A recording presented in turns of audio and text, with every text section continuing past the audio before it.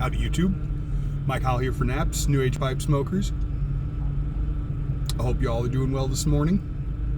It's snowy and icy as shit here, but I can't complain. Mardi Gras this weekend and spring is definitely on the way. I've been hearing birds chirping and stuff in the mornings when it gets warm. Because 2 days ago it was 60 degrees. So overall, I'm pretty happy. Smoking some Bijou, one of my favorites. I normally like a good healthy dose of Perique with my Virginia, and Bijou does not feature that at all, but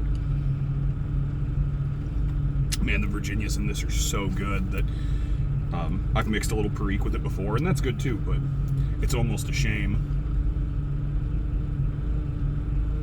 because they're just so good on their own with just the little bit of I think it's Catarini that's in there. It's a specific varietal Turkish, and then that little bit of honey. Really good.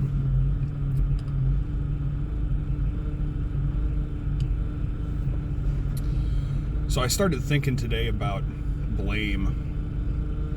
How we blame just each other and ourselves, and this is going to be a rambling video that doesn't have much to do with pipes, by the way, so if that's not your cup of tea, I'm not going to hate on you for just skipping past, but I think this is a concept worth thinking about and listening to, so if you got a spare couple minutes, stick around.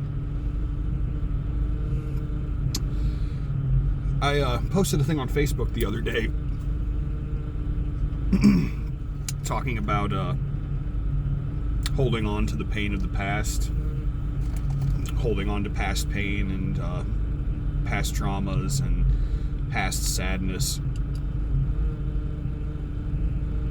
And I drew a comparison to that being like carrying around the shards of your favorite cup after you break it, like your favorite glass, and just mistaking the love that we had for that glass for the attachment we feel to the shards, and just cutting the shit out of ourselves with it all the time, and how it's better to throw them away because we don't need our favorite glass in order to drink.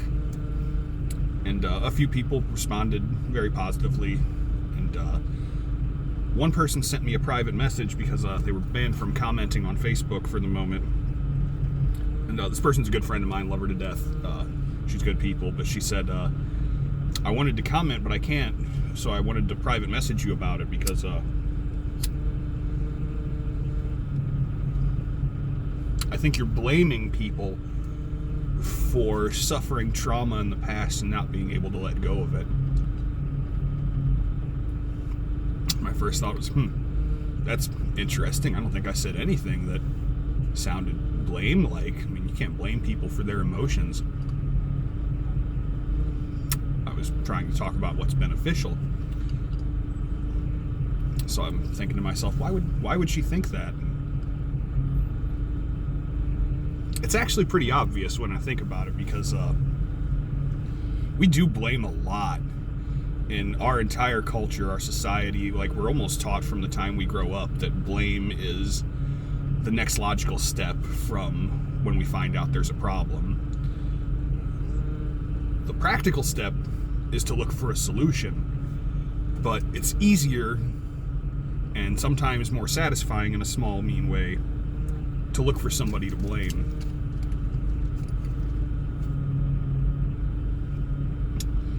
Blame other people or blame ourselves. So, I mean, if you think about it, someone makes a mistake at work, usually people point the finger and blame. Somebody can't get over a particular hardship in their life that we ourselves have gotten over or have seen other people get over. We tend to point a finger and blame. Almost anything, really. Someone makes a silly mistake, drops something, breaks something, says something hurtful they didn't intend. The smart thing is to look at how to solve the problem. And a lot of people do that, and it's good, but It seems like the quickest response, the one that's the most common, the most prevalent, and that most people jump to right away is blame. So it's easy to understand why people feel blamed if they feel called out about something or see a problem they themselves suffer from, or anything addressed in a way that says, hey, this is harmful or negative. But I feel like there's an important distinction. We have to be able to call harmful things harmful and beneficial things beneficial in order for life to be constructive and to work out, in order to prevent harm, and in order to help each other and ourselves find beneficial practices in life. We have to be able to say when things are harmful or when they're not harmful. And we really need to be able to do that free from blaming people for them. Blame is counterproductive. All it does is shift the responsibility off of us collectively to fix the problem to one person. We can say, this is your problem, you have to fix it. It's the lazy course of action, really.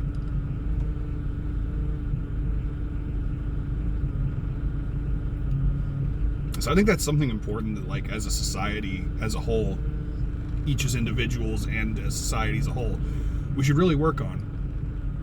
One, when we point things out to people, if they make a mistake, if they're doing something harmful to themselves or others, anything in that nature, we should say it to them, but we need to do it without pointing the finger and saying, you're at fault for this. This is an inherent flaw in your being. This is your responsibility.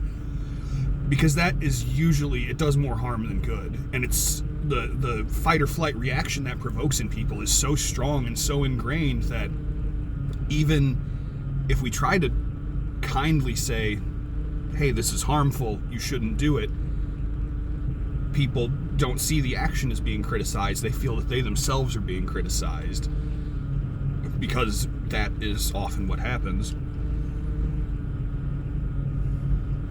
So that's the other side of the coin when it comes to blame. Even if someone else blames us through even if they're pointing out something harmful that we did, even if they're blaming, even if they're being a total shithead about it, we don't have to accept that blame in order to accept the validity of whether our actions were harmful or not. We don't have to take that on ourselves. In fact, the healthiest way to look at it, and it's really hard, it's hard for me, it's hard for everybody, but the healthiest way to look at criticism isn't as blame, even if they're trying to blame us, but to look at it as an opportunity to analyze the criticism and say, hey, is this valid or is it not? One of my favorite monks said that if someone calls you a dog, you just look at your ass, see if you have a tail.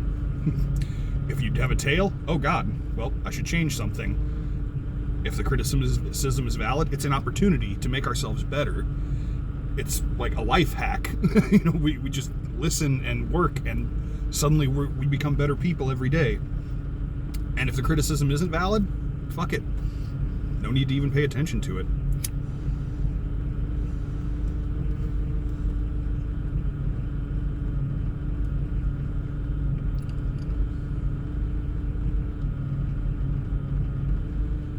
It's a hard thing because, like I said, our society's so centered on blame. It's really hard to change that dynamic, but it has to start with each and every one of us doing it for ourselves and in our interactions with others.